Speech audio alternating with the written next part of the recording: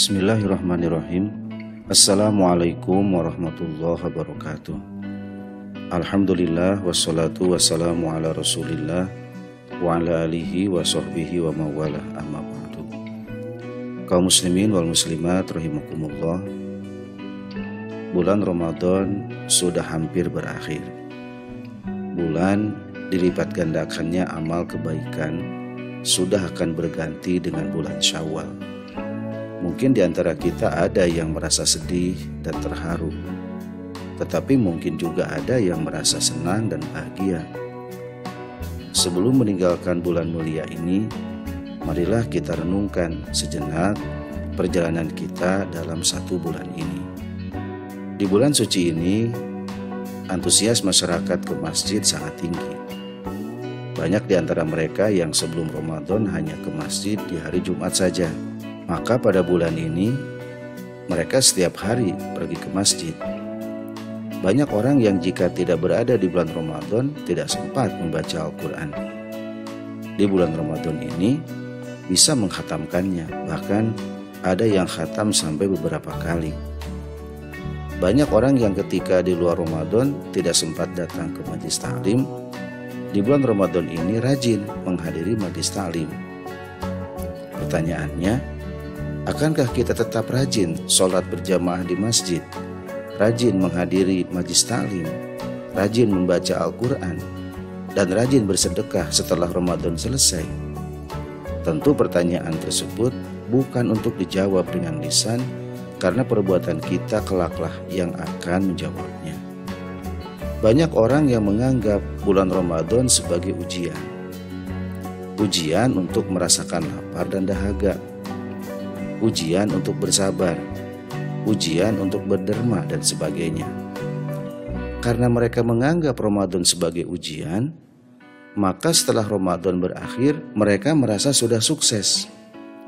Dan untuk menjadi giat beribadah kembali, mereka masih menunggu bulan Ramadan tahun depan. Sementara itu, di bulan-bulan selain Ramadan, mereka bermalas-malasan untuk beribadah. Mereka enggan sholat berjamaah di masjid. Mereka enggan untuk membaca Al-Quran. Mereka enggan untuk bersedekah dan melakukan berbagai amal kebaikan yang lain. Kaum muslimin wal muslimat rahimakumullah, seharusnya kita tidak menganggap bulan Ramadan sebagai bulan ujian, tetapi menganggapnya sebagai bulan latihan. Ketika kita menganggap bulan Ramadan sebagai bulan ujian, maka kita akan merasa sudah selesai jika ujian berakhir. Dan bagaimanakah seseorang yang baru lulus ujian? Mereka akan merasa santai-santai saja. Akan tetapi, hal ini berbeda jika kita menganggap bulan Ramadan sebagai bulan latihan dan menjadikan bulan di luar Ramadan sebagai bulan ujian. Jika kita menganggap bulan selain Ramadan sebagai bulan ujian, maka kita akan bersungguh-sungguh dalam beribadah kepada Allah Subhanahu wa Ta'ala. Karena itu, tepatlah sebuah pepatah mengatakan, kun rabbaniyan wala takun ramadhaniyan. Jadilah hamba Allah yang rabbani setiap saat, dan jangan menjadi hamba Allah yang beribadah hanya di bulan Ramadan saja. Lalu bagaimana agar kita bisa tetap konsisten beribadah di luar bulan Ramadan? Satu cara agar kita tetap bisa konsisten beribadah di luar bulan-bulan Ramadan adalah dengan selalu mengingat kematian. Ketika terlintas di dalam hati kita untuk rajin beribadah di tahun depan, maka ingatlah bahwa kematian bisa datang sewaktu-waktu tanpa menunggu datangnya bulan Ramadan.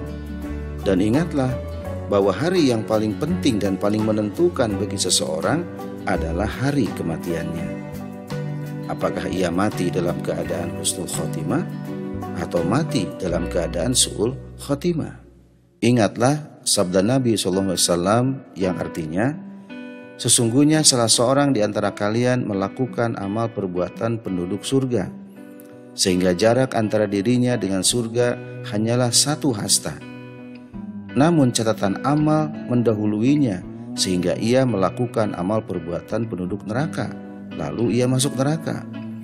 Dan salah seorang di antara kalian melakukan amal perbuatan penduduk neraka, sehingga jarak neraka dengannya hanya 1 hasta, namun catatan amal mendahuluinya sehingga ia mengerjakan amal perbuatan penduduk surga, lalu ia masuk surga.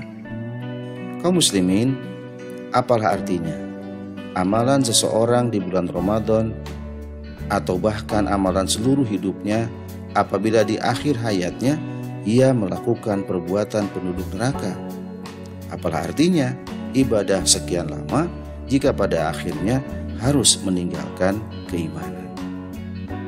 Kaum muslimin wa muslimat rahimakumullah, jika kita merenungkan hadis tadi, masih pantaskah kita menunda ibadah hingga bulan Ramadan tahun depan? Masih pantaskah kita mengatakan masih ada hari esok untuk berbuat baik? Masih pantaskah kita hari ini melakukan maksiat dengan harapan besok bisa bertaubat? Tentu saja tidak. Jika kita selalu teringat bahwa malaikat Israel bisa datang kapan saja, insya Allah kita akan berhati-hati dalam berbuat. Kiranya di hadapan kita sudah terhampar begitu banyak contoh. Ada orang yang mati karena tawuran, ada yang mati karena narkoba, ada yang mati karena AIDS, ada yang mati karena dihajar massa setelah melakukan pencurian, dan masih banyak contoh lain yang bisa kita jadikan sebagai pelajaran. Nah, masihkah kita akan terlena dengan kemaksiatan dan menunggu Ramadan tahun depan? Renungkanlah firman Allah, Ya ayyuhalladzina amanu taqullaha haqqa tuqatih wa la tamutunna illa wa antum muslimun. Wahai orang-orang yang beriman, bertakwalah kepada Allah dengan sebenar-benar takwa kepadanya, dan janganlah sekali-kali kamu mati melainkan dalam keadaan muslim.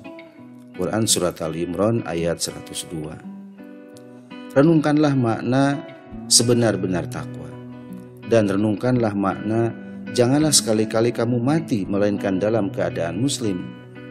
Keduanya mengisyaratkan kepada kita untuk selalu berbuat baik dalam keadaan apapun. Sebab takwa yang sejati adalah takwa lahir batin, takwa dalam keadaan suka maupun duka, dalam keadaan sepi maupun ramai, di bulan Ramadan maupun di luar bulan Ramadan. Dan kematian adalah sesuatu yang misterius, karena kematian tidak didasarkan pada usia, tetapi kepada kehendak Allah. Kita tidak tahu kapan kita akan mati. Yang kita harus tahu adalah kapanpun kita mati, kita harus dalam keadaan taat kepada Allah, bukan dalam keadaan bermaksiat kepadanya. Nauzubillah. Kaum muslimin wa muslimat rahimakumullah, demikian yang dapat disampaikan. Hadanallahu wa iyyakum ajma'in. Wassalamualaikum warahmatullahi wabarakatuh.